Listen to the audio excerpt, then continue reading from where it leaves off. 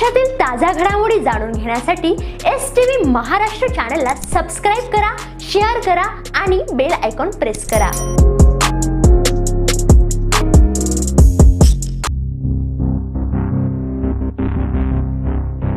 तापी पुलावरून उडी मारून तरुणाची आत्महत्या, वाडी गावात शोककळा।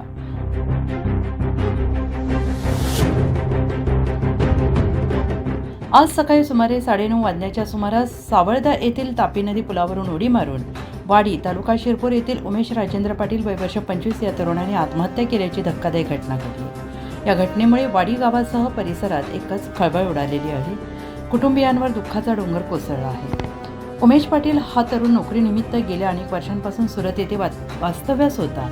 गावातील जत्रेच्या निमित्ताने तो कालच आपल्या मूळ गावी वाडी येथे आला होता। मात्र आज सकाळी अचानक घेतलेल्या या टोकाच्या निर्णयामुळे सगळ्यांनाच मोठा धक्का बसलाय। विशेष म्हणजे उमेश हा घरातील एकुलता एक मुलगा असल्याने त्याच्या निधनाने कुटुंबियांचं मोठं नुकसान झालंय।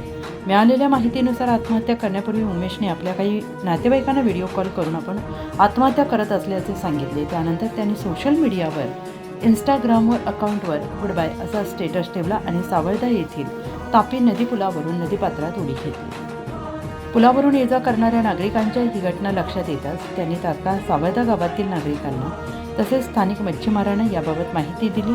माहिती मिळताच मच्छीमारांनी तात्काळ नदीपात्रात शोध मोहीम राबवली। काही वेळातच उमेश पाटील याचा मृतदेह तापी नदीच्या पात्रात आढळून आला। या घटनेची माहिती मिळताच पोलिसांनी घटनास्थळी धावत पंचनामा केला।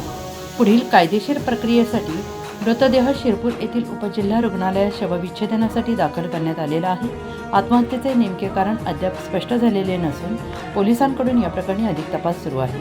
या दुर्दैवी घटनेचे वृत्त वाडी गावात पोहोचताच गावात शोककळा पसरली।